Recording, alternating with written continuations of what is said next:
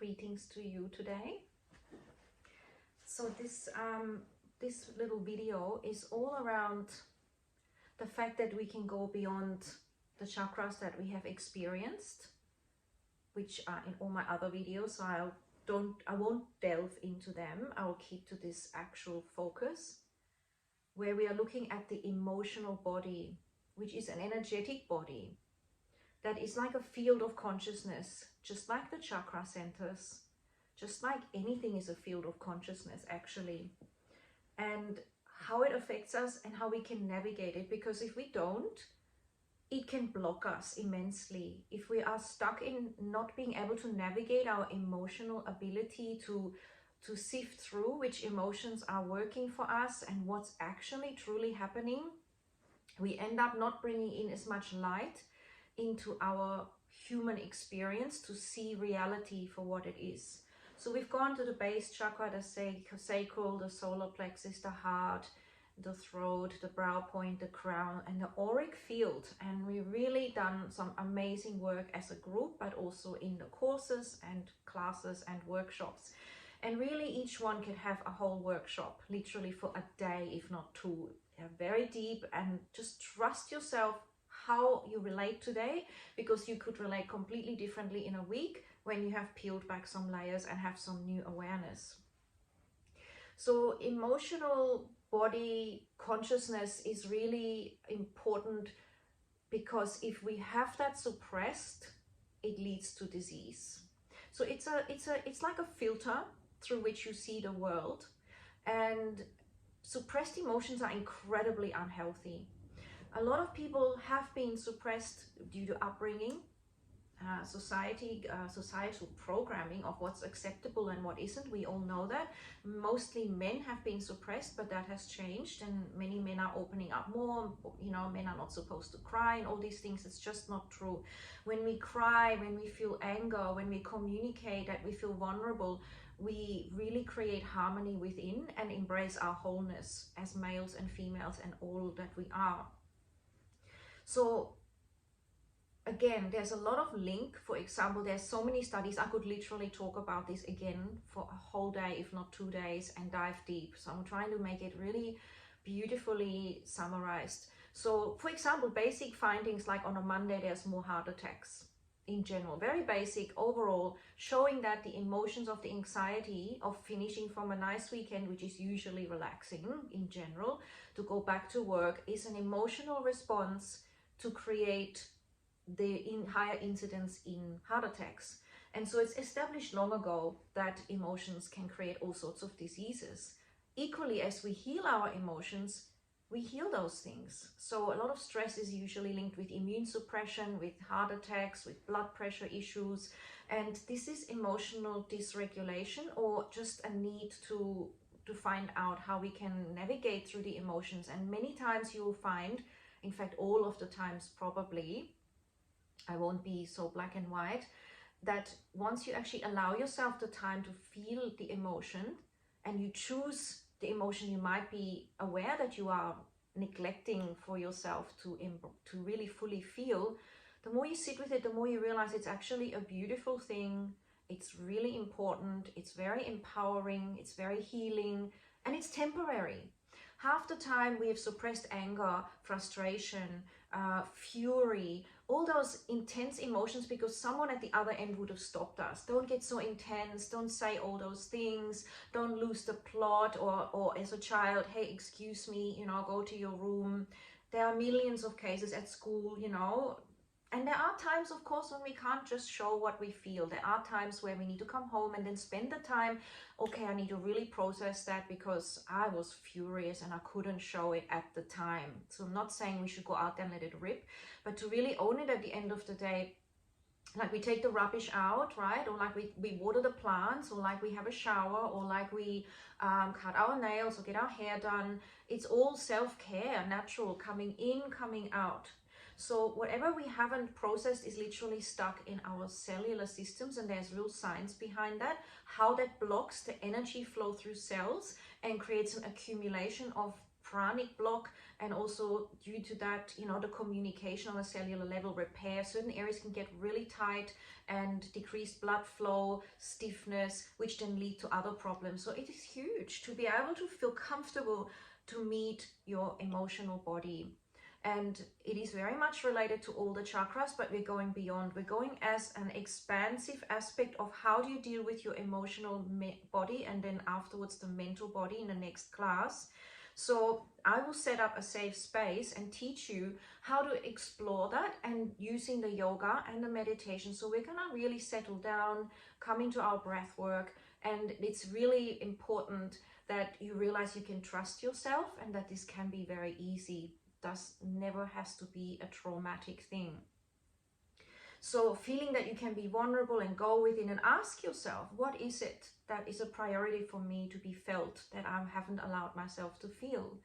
And you might be already aware of that. And like I said, it is usually not the positive emotions, it is the negative ones. It could be jealousy, anger, frustration, hurt, you know, feeling neglected.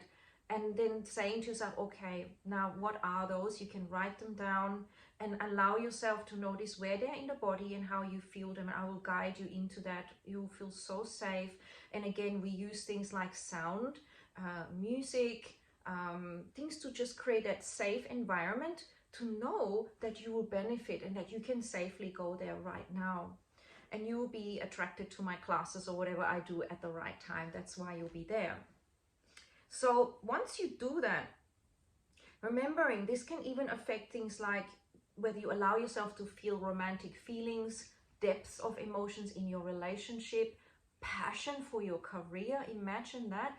This can all be freed up when you work with suppressed anger, hurt, frustration, times when you want to rage, you know, times when you hit the pillow, times when you wanted to really just be really upset and angry and raw, you know, that stuff is still waiting. And we often talk like that. That's why we do the stress release squeeze. That's why we have deep relaxation, because in those methodologies of going within and softening and allowing, the body will also do it constantly in my classes. The design is holistic.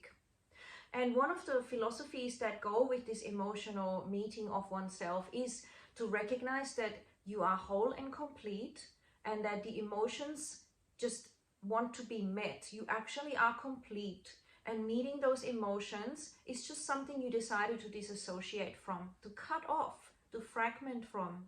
So that emotional plane will help you to understand what is the real you, and what is the actual stuff that's not you, that's responding or more likely reacting actually out of suppressed emotional states. So we're going to reshape that. We're going to reshape that and ask your body what it needs. We're going to regenerate peace and calm even while an emotion might be there, in terms of you can meet it. It's all that we do in life. There's a certain saying that we create our own heaven and hell on this earth plane, depending on how we look at something. The emotion we decide to associate and label and give importance to, literally. So we're going to come into what's called in Kundalini Yoga the neutral mind, the observer state. And then we're going to notice what's there, and then we're going to go beyond that observer state and feel the essence. And again, this can be for some of my retreats where we will paint, where we will dance, where we will, you know, thump, cry, laugh. I've got so many things that I've got planned and that I understand that I want to teach, and also that we want to experience, so that it is like unplugging something that has been bottled up. So for some of you, it could be dancing, it could be laughing, it could be just breath work, it could be a million different things, chanting, you know, or just sharing it in a circle or whatever that is. So I work like that all the time when I get the chance. In a 1-hour yoga class, it is more condensed, and it's really about your introduction to that. But then when the workshops are coming, that's when you can really dive deep and enjoy it, and it's joyful. And then afterwards we have nice fruit for sharing and connecting, and, you know, Ayurvedic soups, all that stuff is coming up. So remembering, it's going to help you with creating a different reality, which is more vibrationally matching. And while we have those emotional issues still around us in a field, literally, it's in the field and it's in the body. And like I said, I work with this when I see people one-on-one as well. And even in class, we're doing that work when we pull the energy, when we work it, when we realize that we can spin it and change it, working on a very high, not just pranic level, but quantum level, combining everything I've ever read about vagal tone, about breath work, about your own initiation to yourself. You're going to find that you can really thrive, because the world is so ready for this now. And this holistic approach is really, you know, accelerating us deeply. So my space is to give you that space and to explain it to you, so the mind aspect is satisfied and can let go. Then you can relax, and then you will naturally be guided by yourself with my guidance externally to feel what it is, and you will be guided to realize how easy it is also, and how beautiful it is to feel everything. You have a right to be angry and feel that. You have a right to feel frustration. You have a right to feel neglected. You have a right to want to be raging. You have a right to express everything and feel everything. And that is a beautiful thing. This is an utter beauty, and some call it the shadow side. It's just part of your holistic spectrum. And when you're angry, you know how good it feels to be happy. When you are not feeling loved, you know how good it feels when you really feel loved and embraced for who you are completely. So, you know, there is so much to it. Besides the quantum field, there's also something called psychoneuroimmunology, or also neurobiology. And remember that these emotions trigger a certain neurology, which trigger a certain way of seeing things, which then recreate your reality powerfully. So I feel now that most of you who are coming to my classes, and if you haven't, that's okay, you can always still catch up at some other time, however you wish, private class or something like this, or my Zoom classes. You are actually really equipped once you have gone through these chakra centers of consciousness. You're grounded, you're connected to your sacral, there's an endless journey there. You're more empowered, you're more in your heart. Knowing your heart field is actually part of this, as in particular, the heart is the huge transformer of what we're going to experience in this series, in this emotional body exploration. Throat, communication, brow point, you know, crown, and then auric field has literally set you up to be so ripe. And if you've missed one chakra, that's okay. Even if you've only done 2 or 3, it just sets you up to be able to navigate and enjoy your own self-discovery. So, you know, feel that you can really be open. Everyone's process will be different, and I honor that. Some of you might have little tears, some of you might yawn, some of you might feel nothing, some of you might feel a lot and just feel you want to lie down. Some of you might want to write. You know, it's all going to be unique, and this is the beauty. You are whole, and your journey is whole. And part of this emotional body of consciousness, beyond the chakras that we've gone into, will help you to take those quantum leaps to go deeper into self-healing and into understanding and meeting yourself very specifically. And everybody has this to do, literally, everyone. This is what we're all doing here together. So you will be co-regulating, you will be expanding your evolution, you'll be doing breath work, contemplation, deep relaxation with the nurturing sounds that I have around. I have like 10 different musical sounds and frequencies, plus our own sounding and visualizations. But in this particular case, we want to associate again with the body and our emotions, especially with what we've disassociated. So there'll be a meditation to help us remember how powerful and important each emotion is as a navigation system, and to find a way in which we relate that is not hooking into an emotion and getting lost in it and giving it all its power, but letting it weave through us like all of life is weaving. And there's a huge difference with that. And this is going to clear the way for healthier emotional regulation, right? So this is just so beautiful.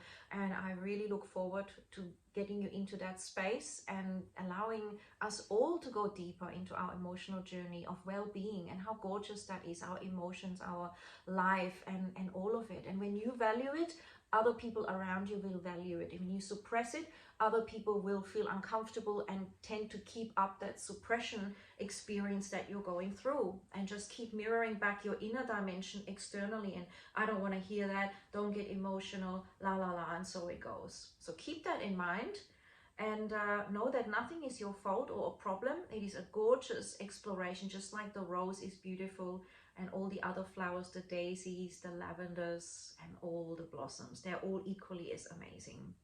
So this is just a basic summary, and I will make more videos on that. See you soon. Ciao.